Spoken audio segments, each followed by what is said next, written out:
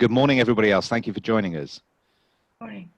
I think I've allowed you to speak, so you can just unmute your microphone and say hello if you wish. Hello, I don't see me in the picture, but I'm here. Aha, great. So I don't know whether you can turn your video on. Is that possible? Yes, I'm trying to find it. Yeah. Maybe maybe I can promote to panelist. Promote to panelist. There you go. I can promote you all to panelists, and then you can Yes. put your cameras on as well. There aren't many of us today. Nope. There we go. And thank you for being on time. Anybody want to say hello? I'm looking forward to talking to you about this case study from the UK government in stakeholder engagement. If you've got some particular questions or perspective you'd like me to cover, then I'm happy to do that. Okay. And I'm sitting on my beach today. I thought I'd have a different outlook instead of my boring office wall. Although Sanji's got a very interesting office. I can see lots of... Inspiring. Yeah, very inspiring. I face the other way around. Yeah. A lot of stuff. Since I do a lot of exhibition, some memorabilia from exhibitions and stuff. Yeah.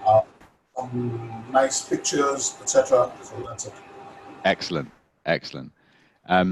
So what I'm going to do today is invite you all to join the technology I'm using in addition to Zoom, which is called MeetingSphere. Some of you may have come across this.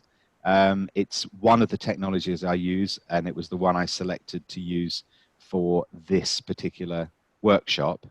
And if you look in the chat in Zoom, there's a link which I'd encourage you to click and join. It will work in any browser on any device. So just try and get yourself set up in that, and then we'll start.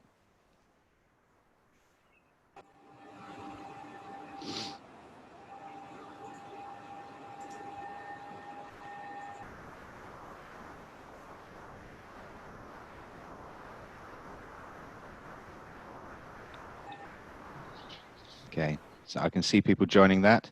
So hello and welcome if you're just joining. Please have a look at the chat on Zoom and you'll find a link which you need to join so you can join the interactive tools. Great. 1, 2, 3, 4. Lovely. So because we're a small group today, I'd be very happy for you to jump in and ask any questions of clarification or ask me anything during what I've got is a short presentation. I have an interactive experience, and then I have some perspective on the tool, the technology tool market and how they are currently being organized and what sort of things you can do to investigate what's out there and what's possible. So I want to encourage you, whatever the situation you find yourself in, if you find yourself either having to convert to work virtually and work remotely with your customers and run events or trade shows, then what is possible and how we can manage that. If you're not currently very busy, then I think this might be an ideal time to just investigate this very growing market in technology tools that assist people either in face-to-face environments or indeed in virtual environments to work more effectively and get more engagement and interaction from their participants.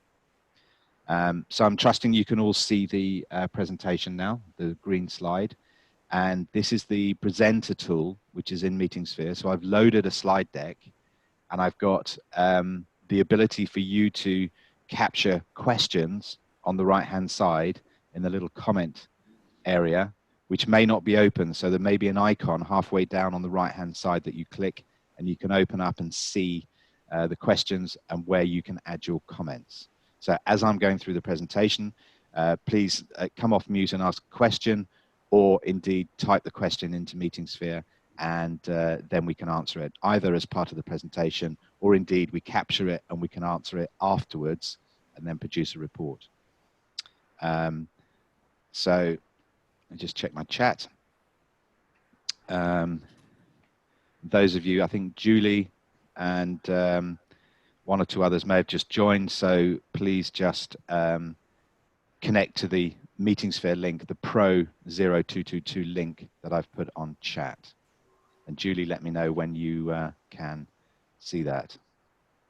I'll just promote the other 3 people to panelist. Great. So I think we're all in now with 7 people. And again, if you've just joined, you can see the chat in Zoom, and there's a link that you can join. Very good. Give you a couple of seconds to get into that. 1, 2, 3, 4, 5, 6, 7. Perfect. Okay. So my proposition is that we can improve face-to-face meetings by going virtual. So in this must-have world, I've been working for the last 10 years or so on developing techniques for virtual meetings and running what used to be face-to-face meetings in a virtual environment. And suddenly, like everybody else, towards the middle of February, end of February, we went into lockdown, and there were a number of customers who then, of course, were facing cancelling large events. One of those customers we work for a lot is central government in the UK, and this is the smart energy team. So the team looking at the carbon neutrality targets and new policy in the UK to make sure that by 2050 we'll be carbon neutral. So the flow and the pace of the development of policy had a very fine, tight deadline, and actually it was being controlled by the COP26 climate conference, which was due to be held in Glasgow in October, which shortly after the workshop was then postponed. But it was really important for the UK, who were taking over the presidency of the Climate Change Organization, to have relevant policy passed in Parliament that meant that the 2050 targets were possible, in just in order to have that accolade attached to the group who were then going into the COP26 conference. So they were looking at a day of workshop, and they had up to 80 stakeholders. They wanted to launch their draft policy and have people feedback on the nature of the policy and what the stakeholders felt were the good bits and bits where the stakeholders couldn't actually buy into that, or there were problems that the government team hadn't seen that the industry were then going to feed back to them. So we condensed a one-day workshop that had been set up into a 2.5-hour webinar, and I think 100 people were invited and 80 people turned up, and we had a combination of Zoom and MeetingSphere. So there were a series of presentations, and then there were 20-minute interactions with the participants, asking them very specific questions about the emerging policy that then came back as comments in MeetingSphere, which the team then responded to. So there was an interactive dialogue where many of the 80 participants were invited to talk. Very few of them did, but everybody captured into MeetingSphere. So it gave them a better and different platform to be able to contribute and give direct feedback to the UK government team without some of the dynamics that may happen in the face-to-face environment. For example, you're put together with a whole bunch of other stakeholders in the same industry, and the suspicion is that you don't really know who else is in the room, but you know your competitors are potentially in the room. So disclosing what your organization is doing in order to meet carbon targets and reduce carbon and increase carbon capture and so on, people were very, very anxious about disclosing too much, because there's a fine line between saying what the organization is doing and stepping over into giving up some competitive advantage or investment cycle that the stakeholder didn't necessarily want his competitors or her competitors to know about. So in this condition, one of the features of MeetingSphere is anonymity. And anonymity allows you to get absolutely what people think back on the policy, rather than what they feel able, willing, or safe to say with those conditions around competitors and who else might be in the room. So what I'm going to do today is run through the case study. I'm going to give you a chance to have a little go with MeetingSphere first, which is why I'm delighted that you've all logged into MeetingSphere. I'm looking over at my screen here, by the way, where my slides are. So if I'm not looking directly at the camera, it means I'm looking at my other screen. And then I want to come back to what the technology market currently looks like and encourage you to investigate this a little bit further and look into some of the tools that exist. And I've tried to categorize those tools so that your questions about how I might use technology will be put into context. So just before we go into that, what I'd like to do is just give you a quick overview and a bit of an icebreaker in MeetingSphere. So you'll notice now that I'm pulling you into a brainstorm tool, and what I'd like you to do is I'm posing a number of questions. You don't need to answer them all, but this is just, you know, an experiment so you can get your hands on and feel what it's like to participate in one of these meetings.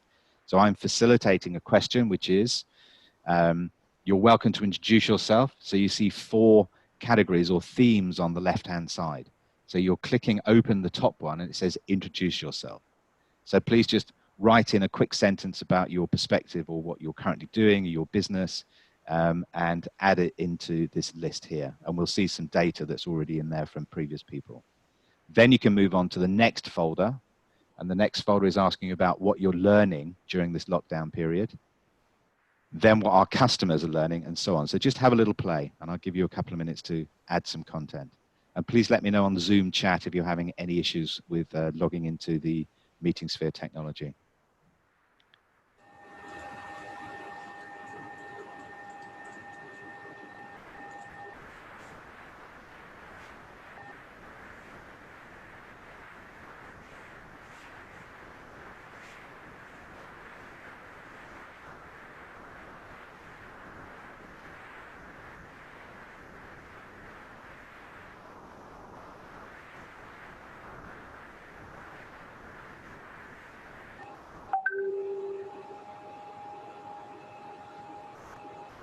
Great.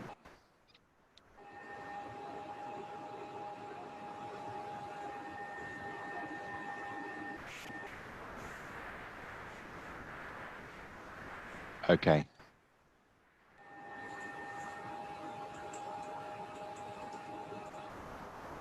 Lovely. So we can see Julie from Blue Ninja Support, helping clients to run events and face-to-face.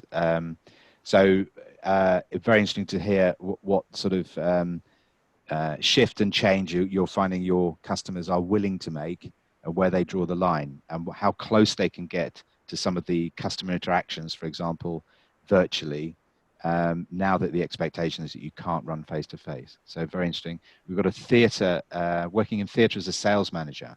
I think that's very tough at the moment. I have a niece who's currently living with us in the house who works in theatre, and I think, you know, the whole world of theatre and cinema and pubs and bars and restaurants are going to take a long time to get back to normal because it's almost impossible to run a theatre with social distancing measures where you can only sell 25, 30% of the seats. So I don't think the money's going to be there back in that sector for a long time. So you have my deepest sympathy about how that industry is going to respond to what we're currently doing. And so, Noor Well, project coordinator at Congress by Design. So you'll see, therefore, that we can just collect very quickly who's in the group, certainly when it gets to the size of 60, 70, 80 people. And we don't need to respond to all this, but you know, you pick up 1 or 2 highlights as you're facilitating and respond to them, just so people know that everybody's reading what everybody is saying.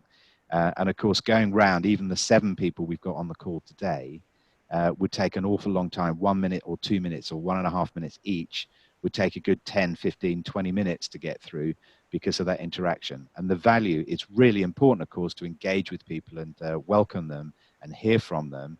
But it's impossible when you get above these numbers to condense that time frame into a realistic time frame so you don't waste a lot of time or don't use a lot of time that you've got online in just introducing people. And just have a quick look at the what we're learning. I think it's an important period of time where we're now actually getting quite used to working in lockdown, and the process by which we come through lockdown and how we emerge from it, I think is an incredibly good learning environment.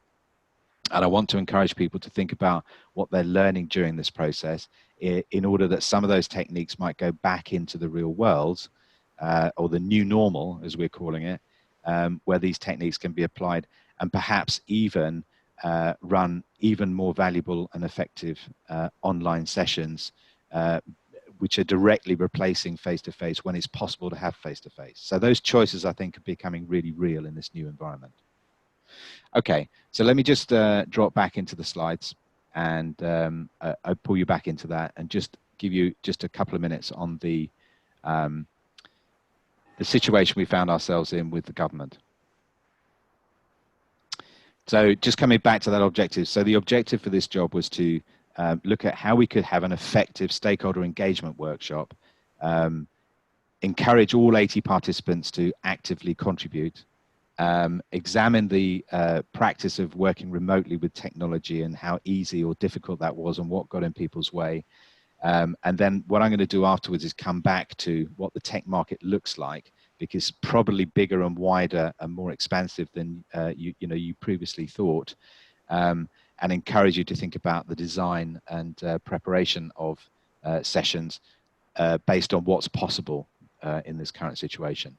So just very briefly, the problem we were trying to solve, we wanted the 80 stakeholders to have the ability to give detailed feedback and comments. So not just sort of flip chart or post-it note type 3-4 words, but actually detailed responses to what the government were proposing in their new policy.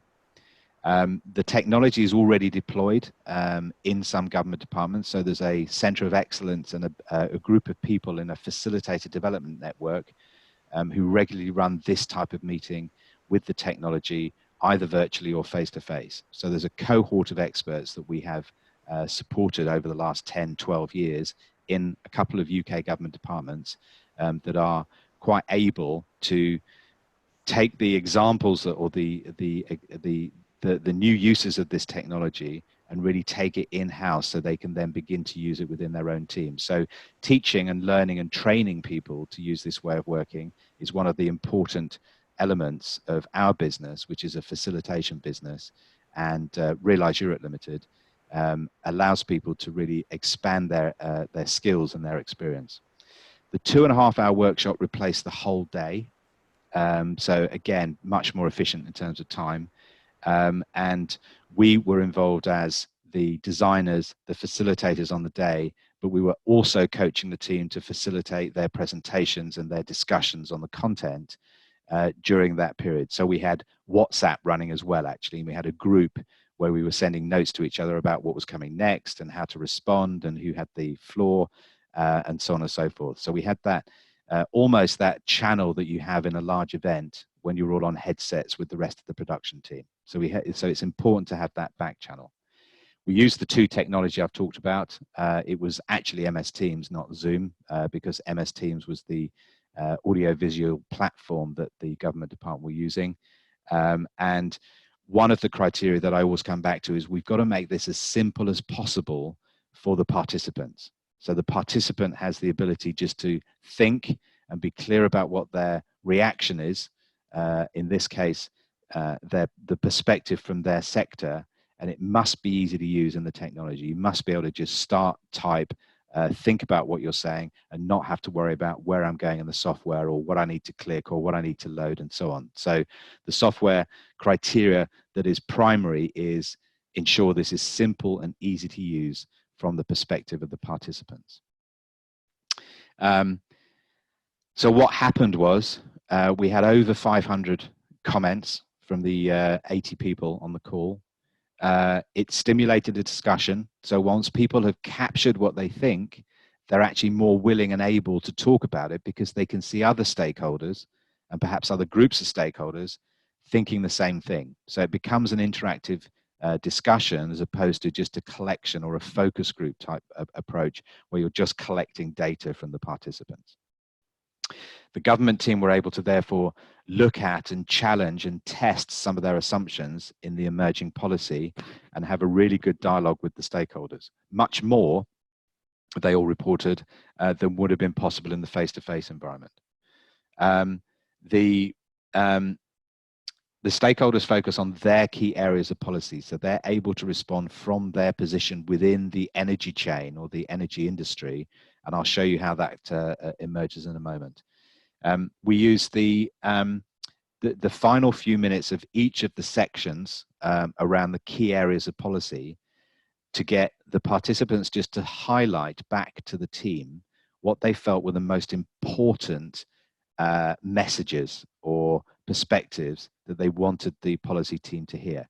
Because at the end of the workshop, the policy team had a huge amount of data, 500 plus comments organized around different topics, and they had a lot of work to do in order to synthesize that and decide what of the comments needed to be included and actually influence the policy going forward, and what were particular perspectives from sections of the industry where the bias would have been too great if they'd included it in the policy. So they get a much wider range of views and inputs in order to make better quality policy going forward.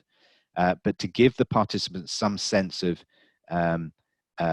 influence on the policy, we give them a sticky dot voting process where they can just highlight one or two of those key messages that they want to ensure that the government see, and I'll show you how that works.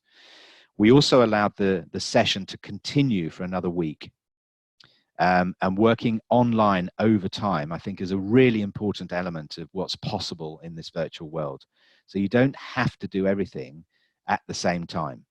And what is now a regular part of our process is to launch perhaps questions or seek input and have people reflect on a position way in advance of a shorter online call.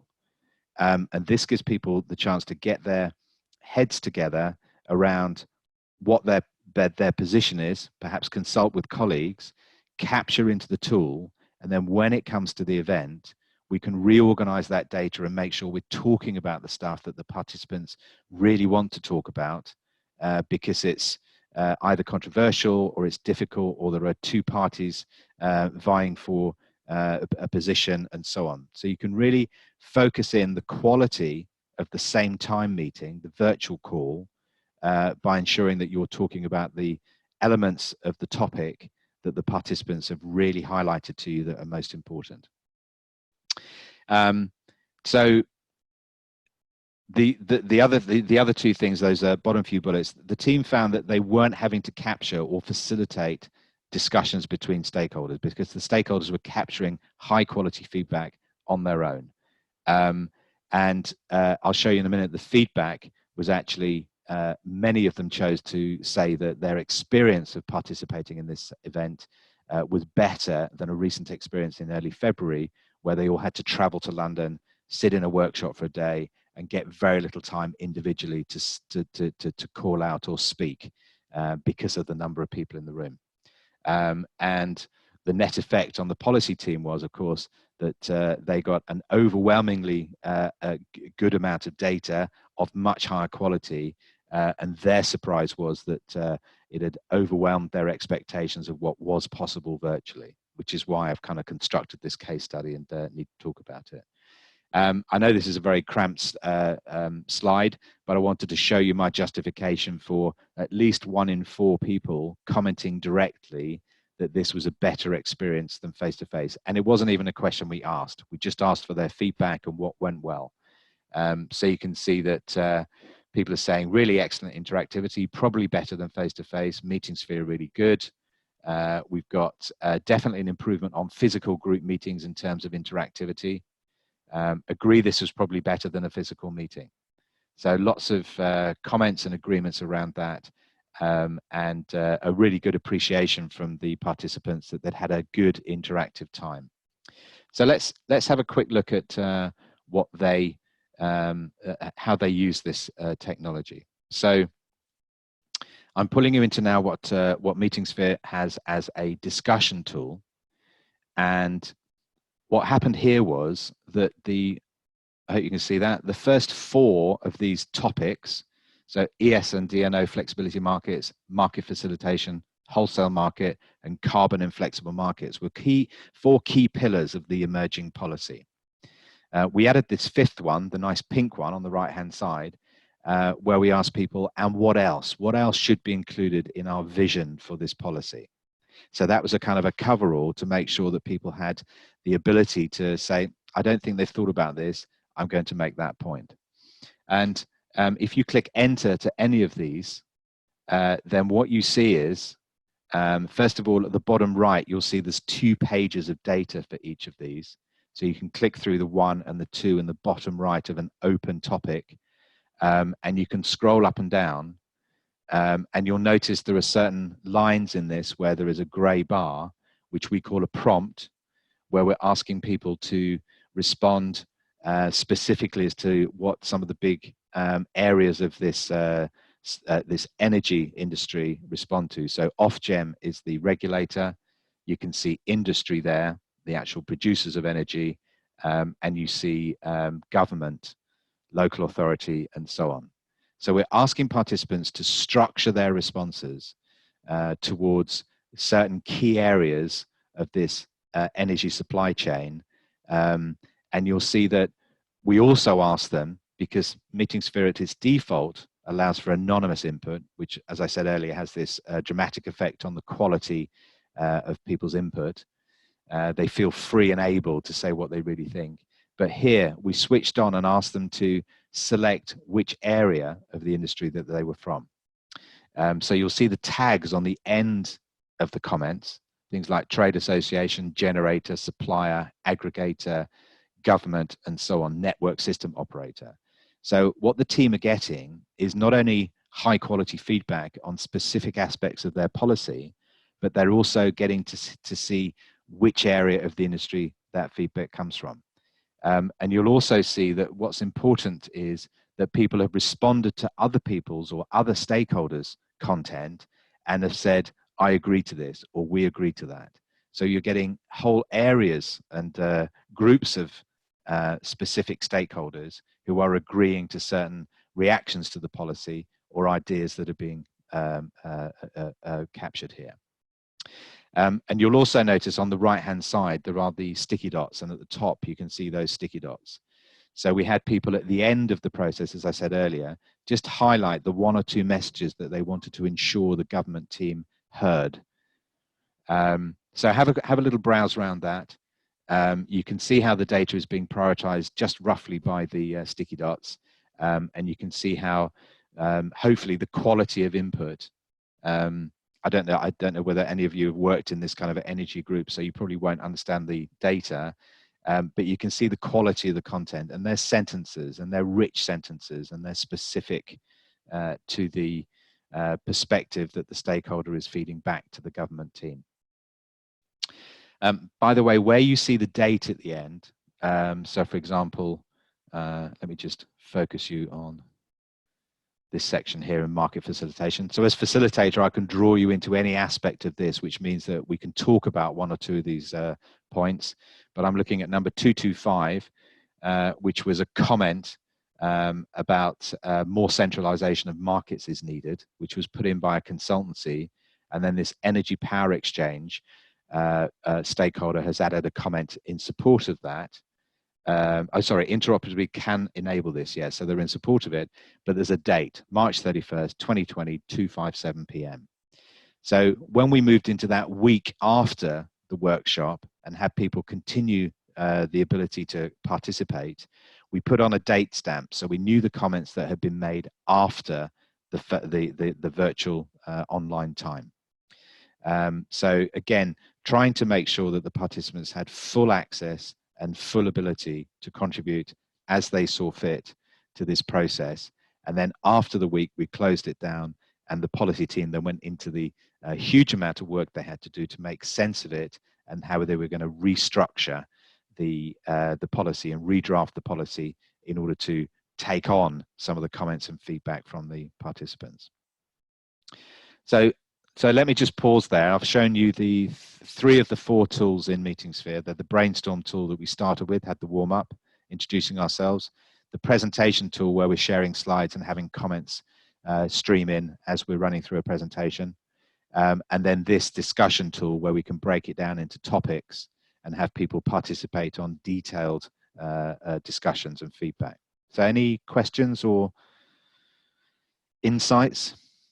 Just take yourself off mute and speak if you want. I'll just have a quick sip of my coffee. Is it all making sense?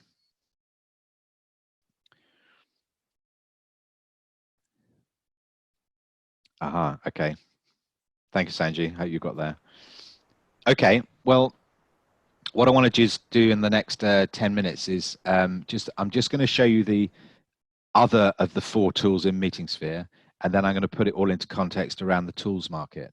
And what we have here is a multi-criteria rating activity, which I'm just pulling you into now.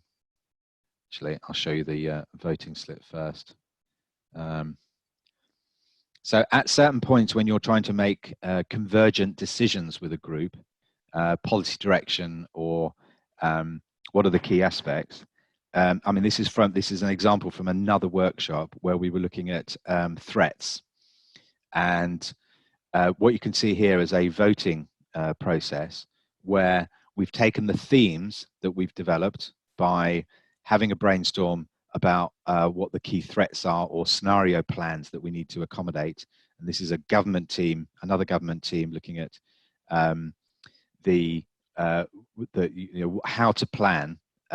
Suddenly being in a pandemic was something that they perhaps hadn't planned for as effective as they could. So they wanted to look at some of the other scenarios that might be affecting the way we interact and the way we are on this planet.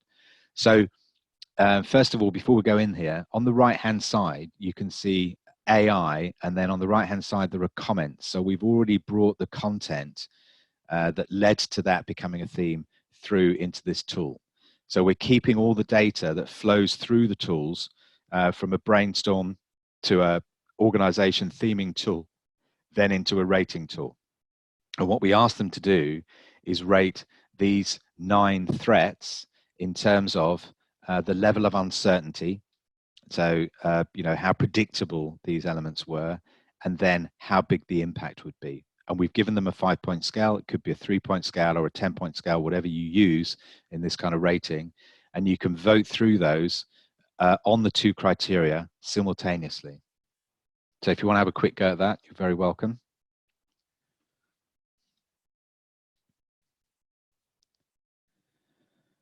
Yeah. And Dana, just going to answer that question. MeetingSphere is a tool that I've used for a long time. It's been around about 12 years now, and it's my go-to when there is a decision-making process going on in the room or in the virtual room. So of course you become familiar with the tools and you get more used to it, and your experience grows. So therefore you tend to land on certain tools, but I do use other tools. If we're just looking for comments and feedback or questions during presentations, then we use things like Mentimeter and Slido and 1 or 2 of the other tools that give us a brief capture and ability for participants to interact through their smartphones and so on. But when we're actually into deeper consideration and deeper discussion with stakeholders in this case, I use a tool that has much more depth and range of what's possible in order to take people through a much better and longer process. But there are other tools out there, and I'll come to that in a minute. So once people have voted, then what we also get very instantly is the ability to see the results. Okay, so I'm just going to close you in that and then pull you into this results table, and shows some of how we as facilitators or event designers can get a complete view of what the participants think about certain aspects.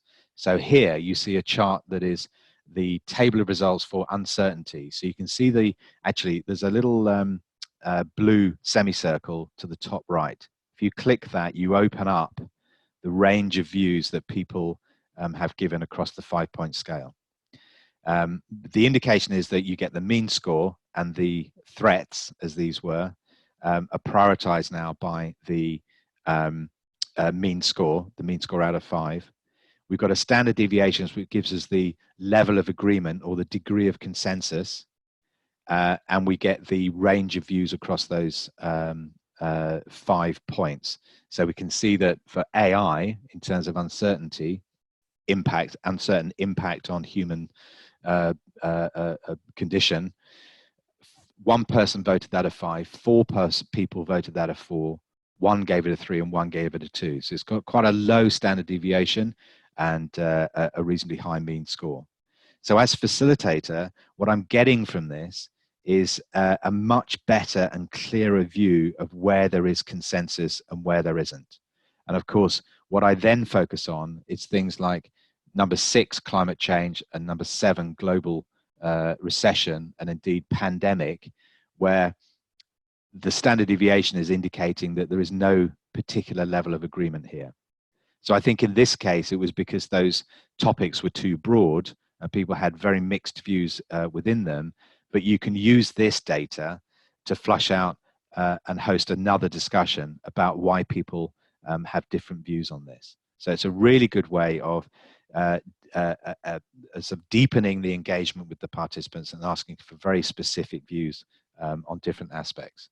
And of course, we can also show charts,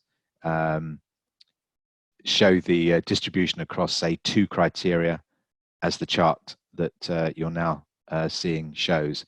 And we can pick off number 4, number 3, and number 1 as those on the top right, which will have the highest level of uncertainty and the biggest impact. So those are our priorities, really. Thank you. I'll just pause and see if there's any questions. And yeah, we've got a question about voting anonymous. Yes, it's possible to turn off anonymity here and have people vote via subteams, as we saw in the previous tool. They will just self-select which of the subteams that you present them they belong to, and there's always often another, which means I don't wish to disclose which perspective I'm voting from. And we can also have people write in their name. So I'm running a board meeting later today where we've got 25 resolutions to go through, and there are 25 yes, no votes or abstain. And I'm asking people to add their name so we know for the record who's voted.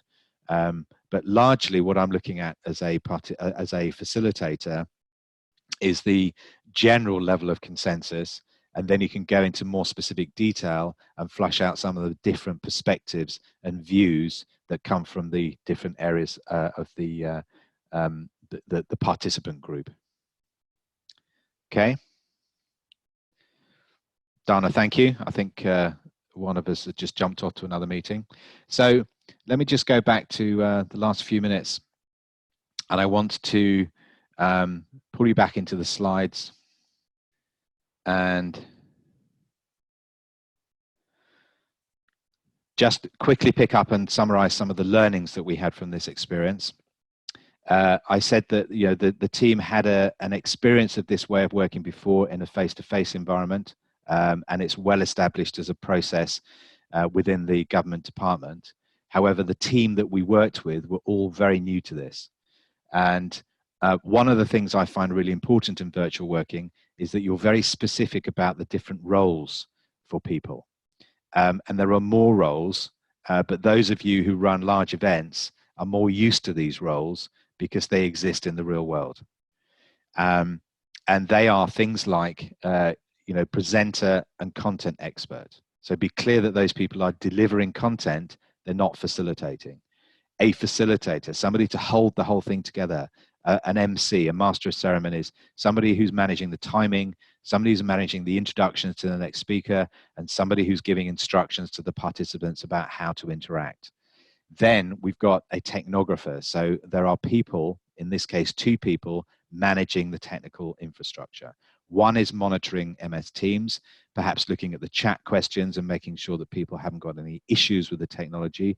And one is running MeetingSphere directly in alignment with the facilitator, so they're switching on the different activities according to what is required based on the facilitation process. Okay, I'm doing this myself today. I'm very used to it, but we train people and always have them work in pairs until they're incredibly competent and comfortable using the technology themselves and facilitating. So we're trying to kind of build the experience and skills slowly so that people don't feel overwhelmed with having to manage technology, participant feedback, questions in Zoom, and so on and so forth. Another key learning is we had this, I talked about this participant chat monitor, but also we had a WhatsApp group for the team who were running the event, so that we could interact on there and check up different things about number of people, any questions and concerns, any technical issues, and so on. So we had this background chat, which is very much like having the cans on when you're in an event.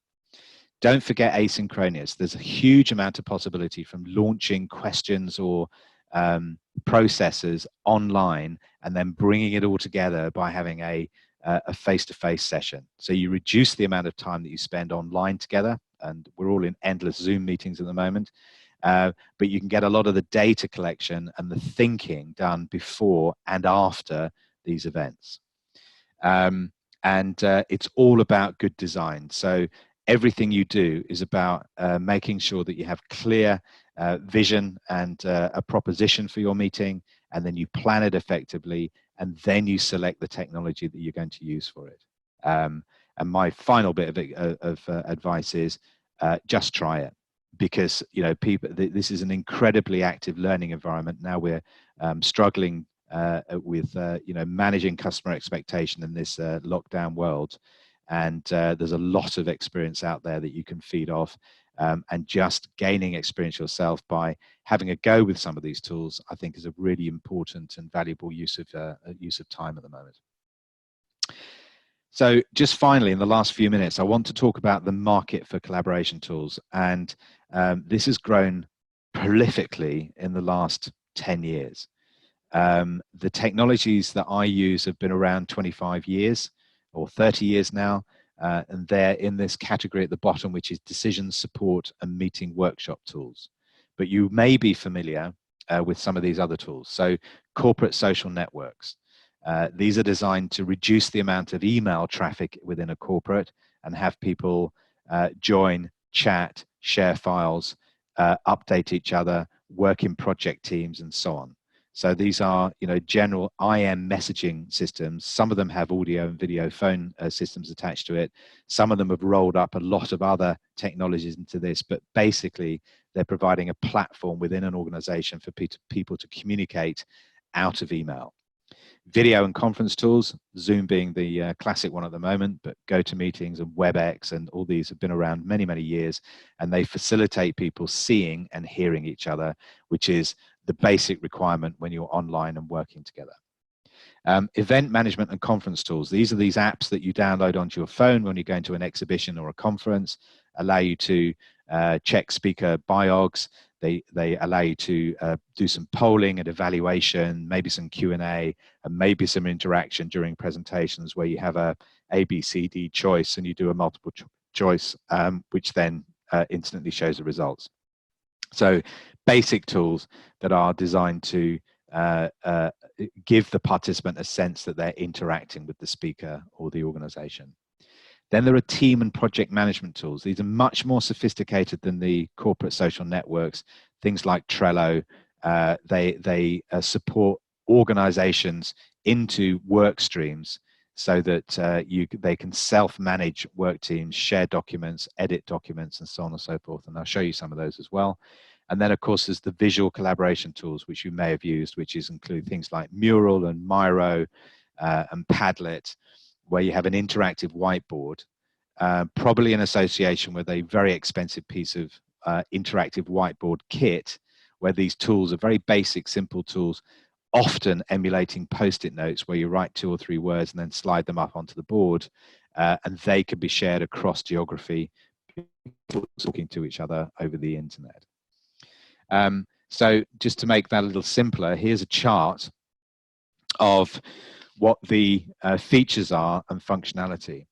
And what my interest is as a facilitator is in these decision support processes. So how you manage a group through a divergent and convergent process that gives them the ability to make high quality decisions where they feel that they've participated, so they feel that they have a stake in the outcome.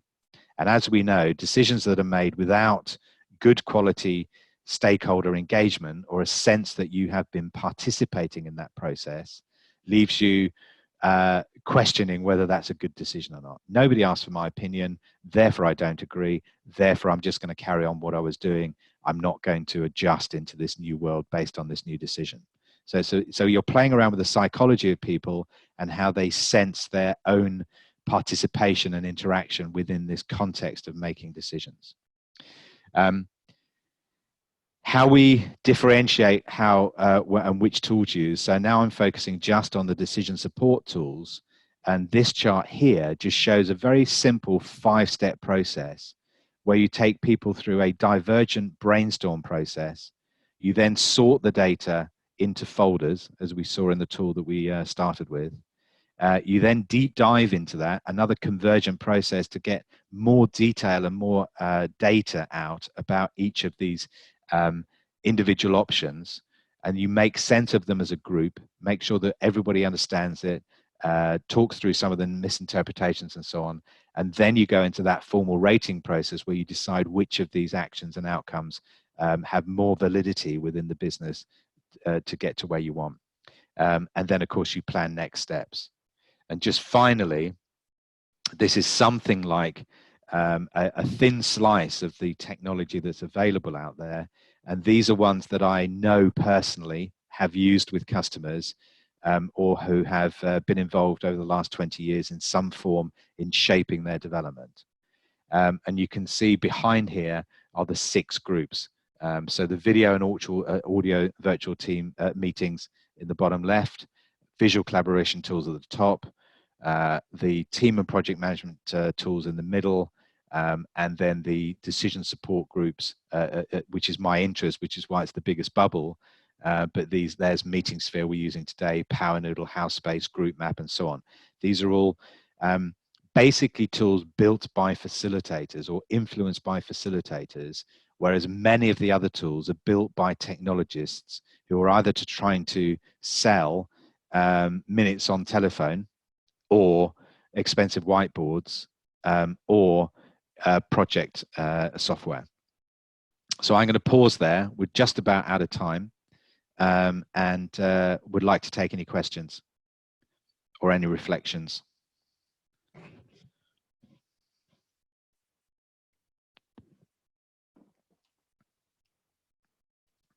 Okay. So I'm very happy to connect with you after this, answer any questions. Happy to share my slides if you'd like them. You can connect with me either through network tables or indeed you can connect on LinkedIn. Just pick up this question. Okay, thank you. Yeah, so we answered the question about the anonymous voting. That's possible. It can also be name voting. Appreciate you've all got to jump off onto other meetings. So just please reach out and ask me any further questions.